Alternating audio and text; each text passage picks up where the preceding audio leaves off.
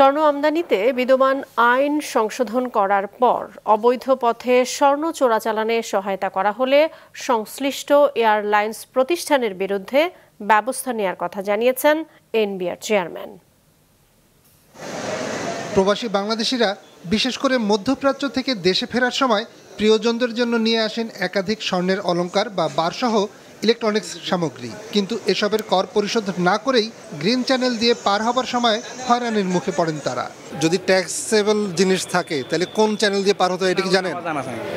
এই জায়গা দিয়ে তো আসলাম, আমি তো আর জানি না তাই তো কিছু। সেই সমস্যার সমাধানে এয়ারপোর্টে এনবিআর চালু করেছে হেল্প ডেস্ক। এই সেবার উদ্বোধন করে এনবিআর চেয়ারম্যান জানান, স্বর্ণ আমদানি বৈধ হলেও অবৈধ পথে অধিকাংশ স্বর্ণ আসে। আমদানি সহজ করতে আইন সংশোধনে হাত দেওয়া হয়েছে। আমরা কিছু কিছু আইন কানুনের সংশোধন করব, যুগোপযোগী করব। ব্যাগেজ রোল নিয়ে আমাদের একটা বড় কাজ হচ্ছে। বাংলাদেশে স্বর্ণ আমদানি লিগ্যাল, ডিউটি দিয়ে ওনারা স্বর্ণ আমদানি করতে পারেন, কিন্তু আমরা দেখি যে আমদানির পরিমাণ অনেক কম। যে পরিমাণ স্বর্ণ আমাদের দেশে আছে সেই পরিমাণ স্বর্ণ কিন্তু আমদানি হয় না। সেক্ষেত্রে এটাকেও রেগুলেট করা প্রয়োজন।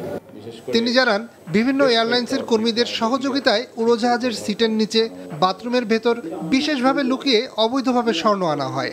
ভবিষ্যতে এ ধরনের ঘটনা ঘটলে প্রতিষ্ঠানের অনুমোদন বাতিল করা হবে। চোরাচালানের ক্ষেত্রে আমরা দেখি যে আমাদের এয়ারক্রাফটগুলো ব্যবহার করা হয়। আমি আজকে সিভিল এভিয়েশনের চেয়ারম্যান মহোদয়ের সাথে বসব এবং প্রয়োজনে আমরা কঠোর আইন করব যে সকল এয়ারক্রাফটের বডির ভিতরে করে স্বর্ণ চোরাচালান হয়, একেবারে আলাদা করে মেকানিজম করে, সেগুলোর দায় দায়িত্ব কিন্তু সংশ্লিষ্ট এয়ারক্রাফট অথরিটিকে নিতে হবে। যাদের ক্ষেত্রে এই ধরনের ঘটনা ঘটবে সেই সকল এয়ারক্রাফটগুলোকে আমরা নিষিদ্ধ করব যে তারা আমাদের এখানে রুট পারমিট পাবে না। চেয়ারম্যান জানান, ভ্যাট বা কর কমানোয় বাজারে চাল, আলু, চিনি, ডিমের দাম কমতে শুরু করেছে।